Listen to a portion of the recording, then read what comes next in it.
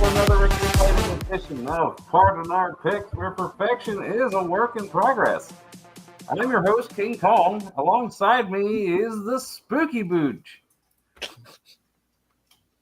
Sure, let's go with that tonight.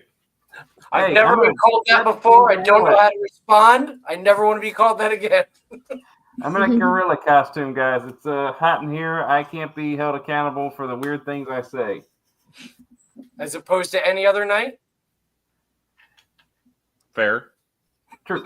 Anyway, we are excited to have you for another week. It's a wonderful week. It's a spooky week or scary week. Woo! Don't mind the random hand.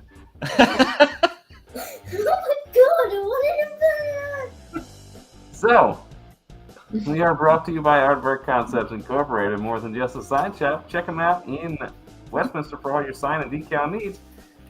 And they're going to be at Twain's on 11/15. Go check them out down there. It's going to be a great show. And also brought to you by One Man's Demon, written by my dad. Check it out on Amazon. It's actually in paperback, so go check it out today. The link is in the description. Headshots and signatures if you buy it, all that jazz. Absolutely. Yeah, if you guys give me a link to In Too Deep, I'll put that link in the description too. Yes. That's right. I can only point with my left hand because I need my right one for the clicker. So, listen. We had a very interesting week last week where, things happened. I'm already dying in this suit. Just give it up, Sam. The bid's Just over. take off the mask. I've committed to the bit. We got another 25 minutes to go. I've committed to the bit. I'm going through with it. Whatever you say, bud. Listen, all I know is last week we didn't have very many upsets, but when we did, they were unexpected by me. He's Oh, losing my it, goodness. folks. Somebody take it away. Like, for example, the Jets over the Bengals, the Dolphins over the Falcons, the Texans over the 49ers, and I guess the Broncos over the Cowboys was not really an upset. No, I don't think it really was, but I mean, Well, that was a fun ultimately, game to watch. That was a fun game to watch, though. I was enjoying that. Godzilla has joined me. It's I. He looks like he got ran over by a car. But yeah, those three games that Jess brought up, all absolute complete upsets. I mean, the Jets and the Bengals, they went back and forth for about a quarter and a half because of the first 2.5 quarters, the Bengals were dominating and then they fell apart. But I mean, we'll get into it eventually, but Tarek was the only one who had the sage wisdom to pick the Texans over the 49ers. And who knows, folks? It could be another week of fun upsets. As long as they fall in my favor, I'm good. Yeah. Absolutely. I would feel the same way if any of those upsets had gone my way. But it hasn't been a great year for me. Mm-mm.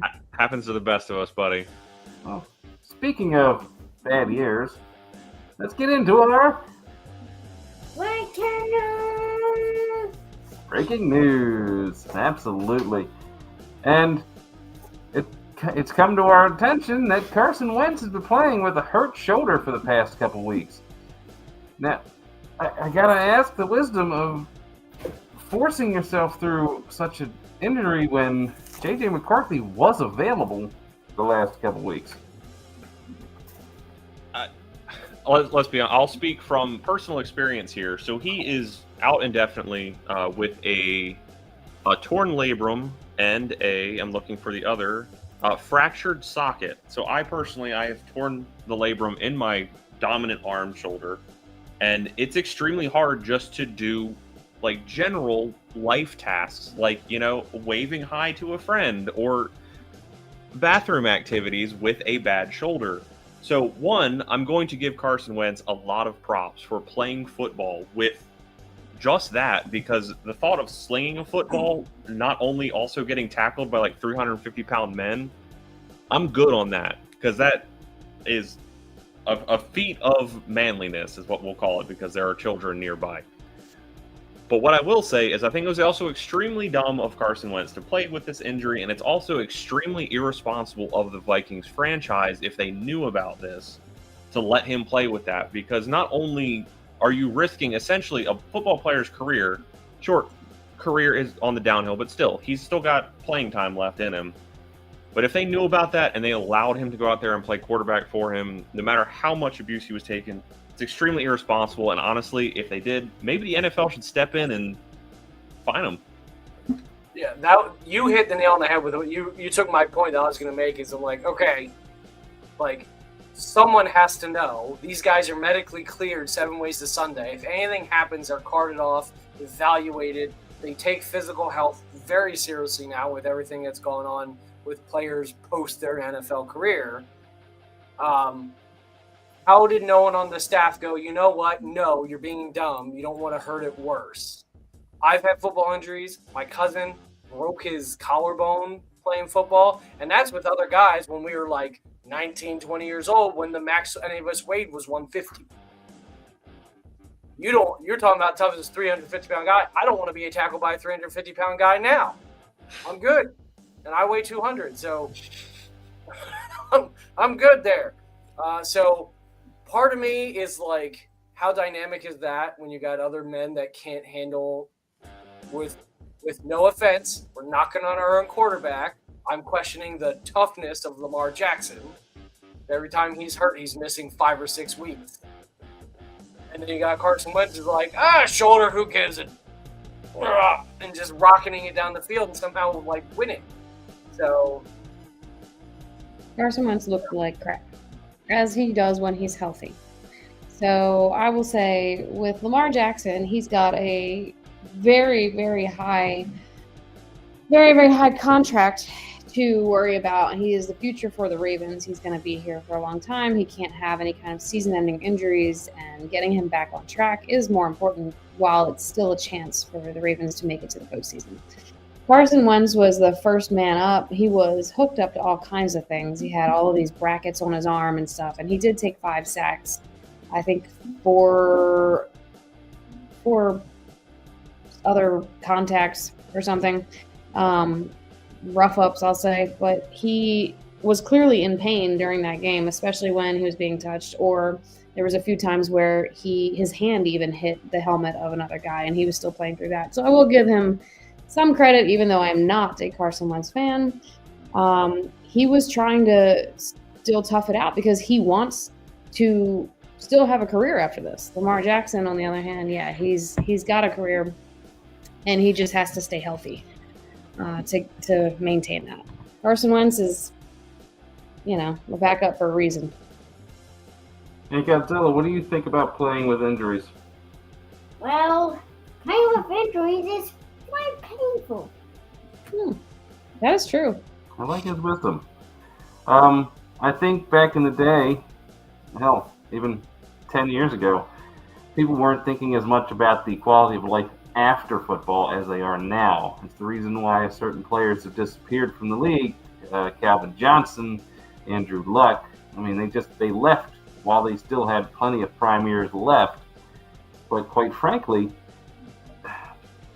Romo, when he was playing, he played with a punctured lung, broken ribs. I mean, he ran through it.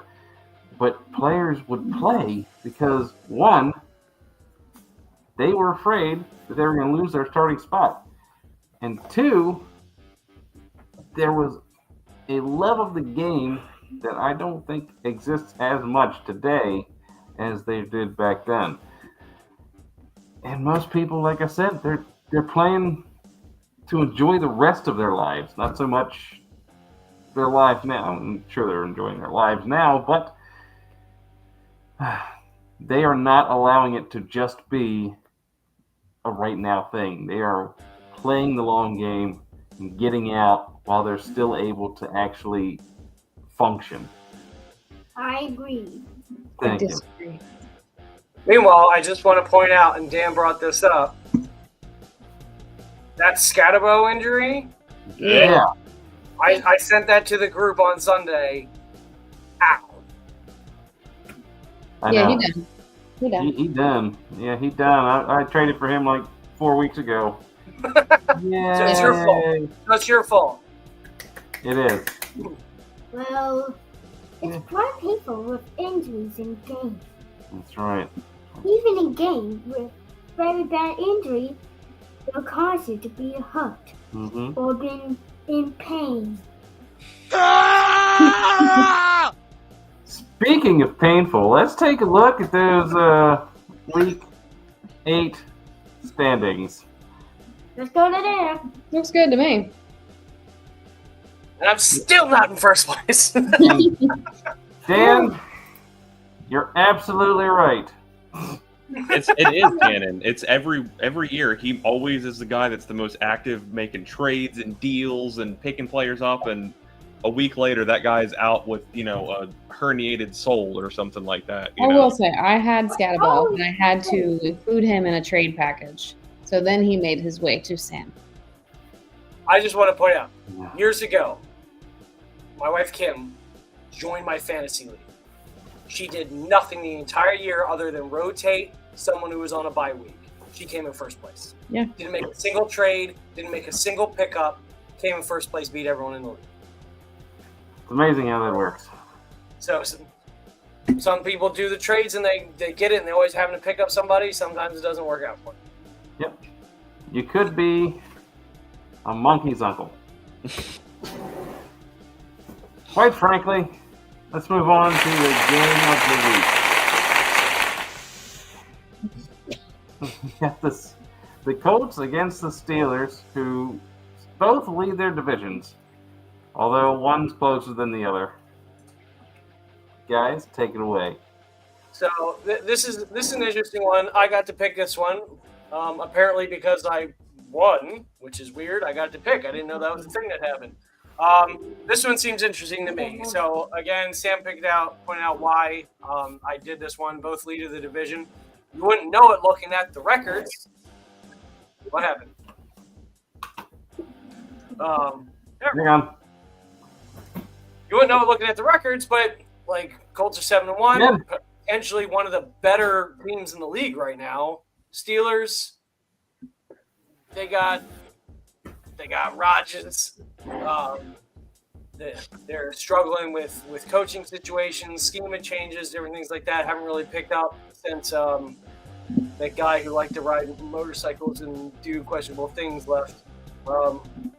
So this is an interesting one. I have the Colts winning. I think they're like Hansel. They're just too hot right now. The Hansel's too hot right now. So will they slip up somewhere? Probably. I don't know the rest of their schedule, how easy it is, or when their bye week is. But at this point, I think they're looking good. I think they can keep this streak going. So I love, as most people, I love the Colts right now. The Steelers defense, Dan, probably won't show up this game. I know Mike Tomlin was making some comments about that. Oh my gosh, they look so rough. And, I'm so happy Jalen Ramsey did not end up with the Ravens because of the amount of penalties that man draws. Oh my God, it is painful. They just want to target him nonstop just to get those penalties. And with the Steelers giving up the most passing yards in the NFL right now, and the Colts having the most yards offensively in the NFL right now, I hate to say it, Dan, because I know you're a fan, but I don't see this going well for the Steelers. The only hiccup that I know people are talking about is the Colts haven't been playing outside, and when they did play outside, it was warm weather. It is expected to be potentially rainy and chilly outside at Pittsburgh, so there is that. But, I mean, they're a professional football team. I don't think that's really going to rattle them. And watching Taylor and Daniel Jones is so much fun. But I'm taking the Colts, for the record. I mean, we all said it last week when we talked about the Pittsburgh Steelers, is they will come out of the gate, and for the first quarter and a half, they look great. And then after that, they just forget how to play football. And for the first half of the game last week, they were up by 19 points or whatever. Now, granted, the Green Bay Packers did miss 2 field goals, so it wasn't as close as that, or as far apart as that halftime score showed. But after halftime, the Steelers came out. They looked absolutely flat. They had no game plan. Their wide receivers were not getting any separation from the cornerbacks. And Green Bay just adjusted better. And frankly, I haven't seen a game really that the Colts have needed to adjust to. The only one that comes to mind would be the Broncos one, which we know the Broncos lost due to that questionable call. So the Colts very much could be 6-2 right now. But I could see, honestly, if Pittsburgh and their defense and their offense really don't marry this up together, they could go on a really bad backward slide and wind up in third place if they're not careful. But I have the Colts in this one, and I don't think it's going to be close. I have this one by 2 scores. Yeah, 40s to 20s maybe. Godzilla's got a lot of action going on there, and he's got a regular hand too. You know, it's all the radiation. Mm. You're up, King Kong. Oh, I'm sorry. Because I'm half lizard and half kaiju. Oh yeah, that's right. That makes sense. Sorry, for some reason I thought Tarek hadn't spoken yet, but I went first. I realize this now. How dare you? Hey, I know, listen, right? I am dying in this costume.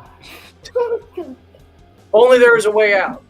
If only there was a way out. But the Colts have surprised a lot of people this year. 7-1 is absolutely crazy. I don't know what just happened. I did it.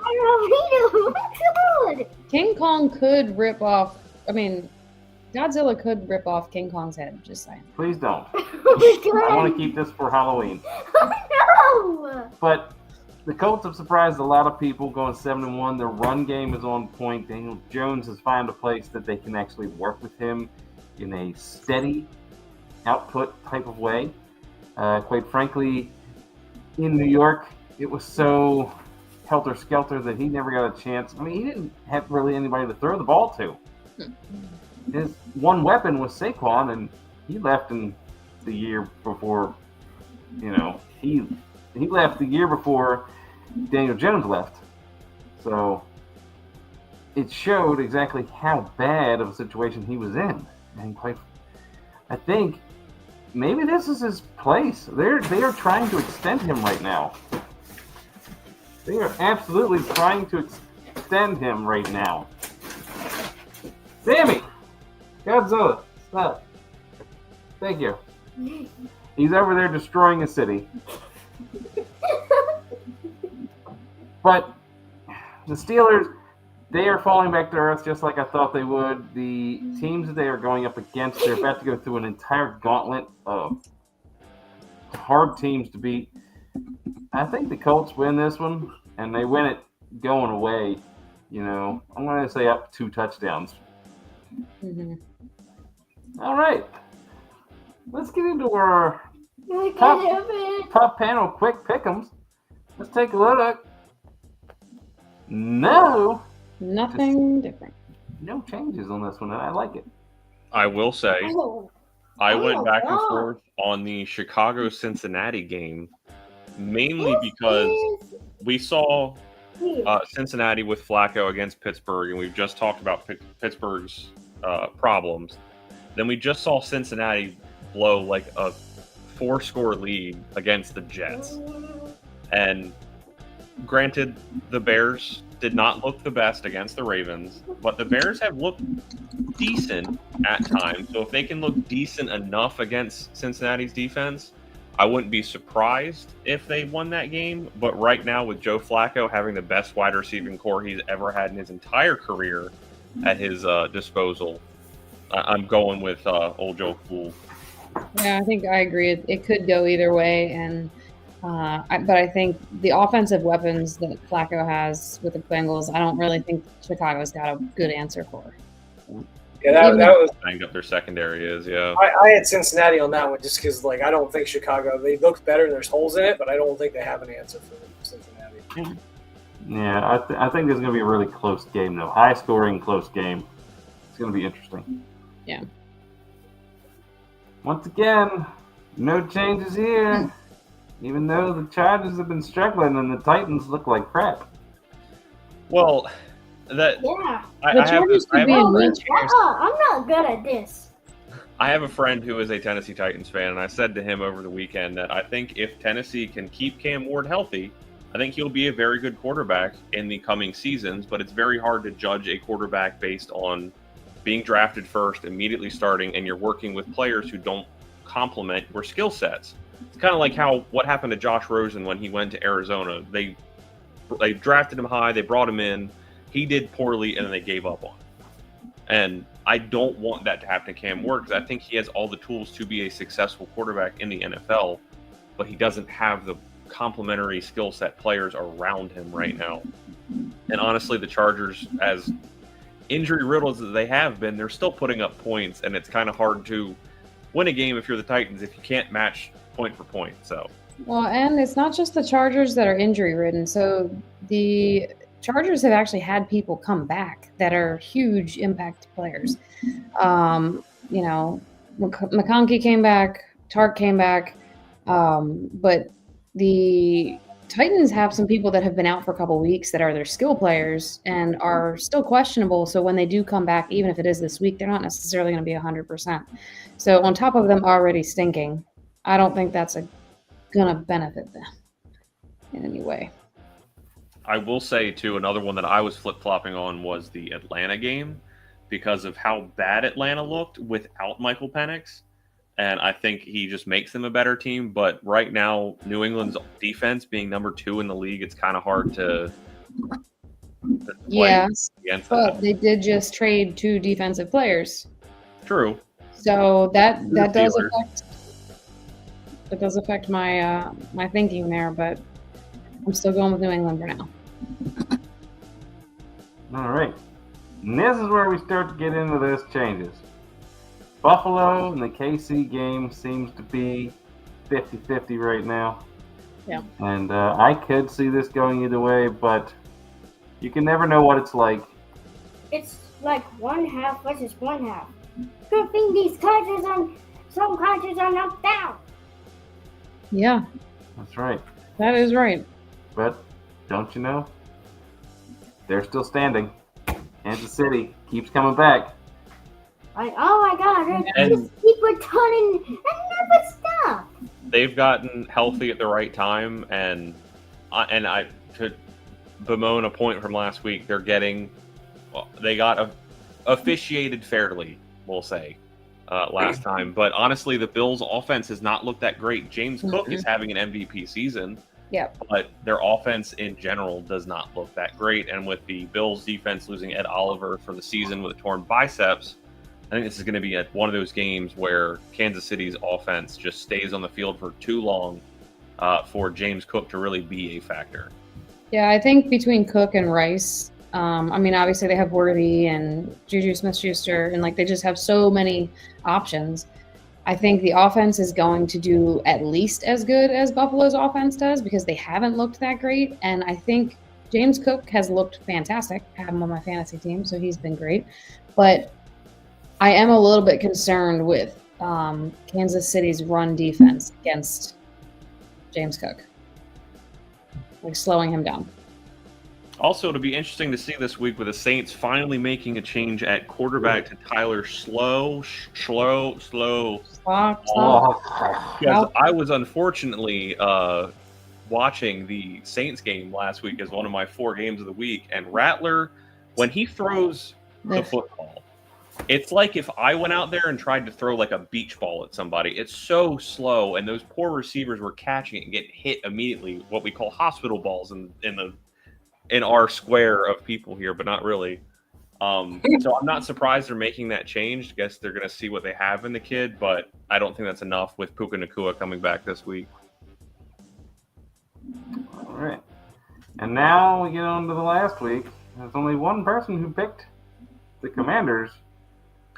But the Cowboys, we're not sure which mask they're going to use. Yeah. They're So- also- The Commanders one is interesting. I didn't know. I saw there was hope for Jane Daniels, and basically, it's whether or not he's back. So that may be a game time decision for me. I may pull a Jess and change that like half an hour before the game, depending on when they announce if it's going to start. They did an update saying he's hopeful, so we'll see. But if they rule him out, then I'll change that to the Seahawks. Yeah, I think for me, the Seahawks just have like a really fun to watch defense and scheme that like I even if Daniels is back, I know he like really invigorates the team. I don't see them beating the Seahawks. I see them beating other teams, but not the Seahawks. And then those Cardinals, old turd Ferguson got 0 points in fantasy last week, and Dak just, good Lord, cannot stop throwing interceptions. I think there's a chance Murray comes back, but even if not, Brissett's not a terrible stand-in, right? No, Jacoby Brissett's looked really good for the 2 games he played for them. I mean, they played really well against Green Bay, and no offense, Sam, but Dallas is not Green Bay, so I think they've got a good shot there. I just can't root on Dallas this week after last week letting me down. Listen, I feel like they're going to be the only team that finishes 500 this year. Dallas? Just, going back and forth, you know. They can't. They're looking like a true survivor. What, do you think they're going to tie again? No, they don't have to tie. If they went 500 the rest of the season, they'd finish 500. Is that how math works with a tie? Considering there's 17 games and they've tied one, they have the opportunity to become in 500. The only team that can do it. Well, that and Green Bay.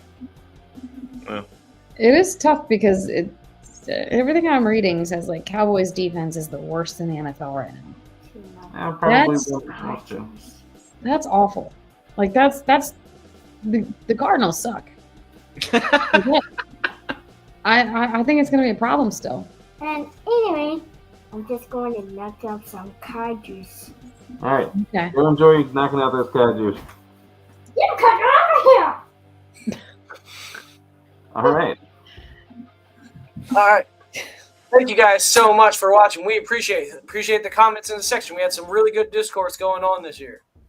So appreciate it. Thank you for commenting. Like, subscribe, so you know when our next videos are. We will continue to put stuff out. We'll try to put out some short to remember what we're doing and how we're doing it. Brady and I forget half the time.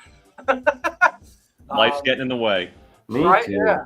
So check the links in the description. We have a link to our Facebook group. We have a link to Brady's and his dad's book. I'll put in links to In Too Deep and Aardvark Concepts. Like we're working on descriptions. We're getting everything copacetic. We're getting it all synergy. So appreciate it. And we will see you guys next week. Have a safe and happy Halloween. If you're going out, taking your kids out, be safe out there. Check for razor blades, all that fun stuff. Oh no, so many for Cowboys tickets in my kids' Halloween basket. Oh no, I found this nip next to you. Anyway, I'm back from. We will see you guys next time. I'm Tarek. I'm Jess. I'm Football Jester. I'm Godzilla. And I'm King Kong. And you have a week. Bye, guys. Goodbye. That was good. Oh, we're not out yet. I'm back from.